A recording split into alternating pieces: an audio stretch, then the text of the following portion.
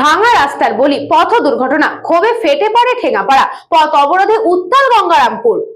দক্ষিণ দিনাজপুর জেলার গঙ্গারামপুর ব্লকে নন্দনপুর গ্রাম পঞ্চায়েত এলাকায় ঠ্যাঙ্গাপাড়ায় ভাঙা রাস্তার কারণে ঘটে যাওয়া পথ দুর্ঘটনাকে কেন্দ্র করে তীব্র বিক্ষোভে পড়েন স্থানীয় বাসিন্দারা।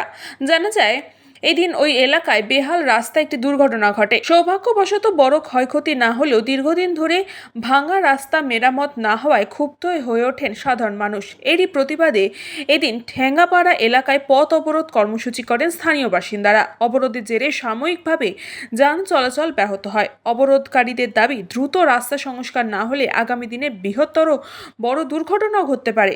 এ বিষয় নিয়ে দক্ষিণ দিনাজপুর জেলার বিজেপির সভাপতি স্বরূপ চৌধুরী জানিয়েছেন, ভাঙা রাস্তার কারণেই বরাবর দুর্ঘটনা ঘটছে, প্রশাসন উদাসীন।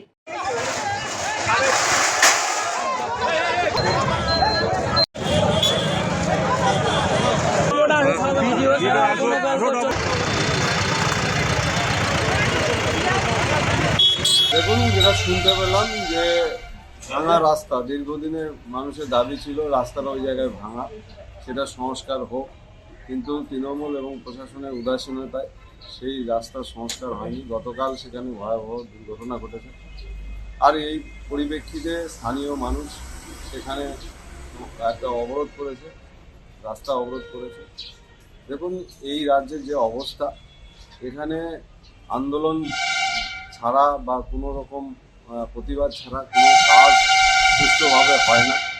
তৃণমূলের অপশাসনে মানুষ এই রাজ্যের বিভিন্ন পরিষেবা থেকে বঞ্চিত। রাস্তাঘাট থেকে শুরু করে সর্বক্ষেত্রেই আর ভগ্ন দশা।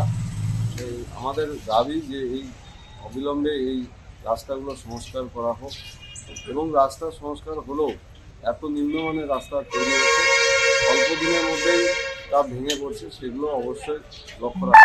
বিদ্যুৎ কুমার মাহাতোর রিপোর্ট, নিউজ বঙ্গ time. St. Augustine's Day School, Barakpur.